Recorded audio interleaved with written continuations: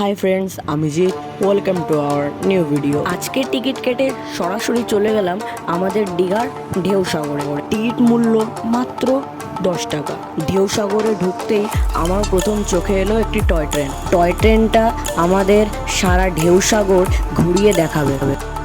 খানিকক্ষণ হাঁটার পর ভেতরে গিয়ে দেখি একটি চিলড্রেন্স পার্কও রয়েছে, যেটি কিনা অত্যন্ত সুন্দর। আরেকটু এগোতেই আমার চোখে পড়ল একটি সুন্দর স্ট্যাচু, আর তারই পাশে ছিল একটি ময়ূরপঙ্খী জাহাজ।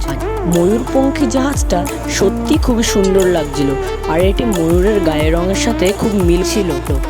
গোধূলির সময় ও রাতে রাস্তার দুপাশে খুবই সুন্দর আলো জ্বলে। ময়ূরপঙ্খী জাহাজের লাইটিংটা আমার পার্সোনালি খুবই সুন্দর লেগেছে। ঢেউসাগরের কয়েকটি জায়গায় কিছু কিছু আর্টিফিশিয়াল গাছ লাগানো রয়েছে, যাতে আলো জ্বলছে।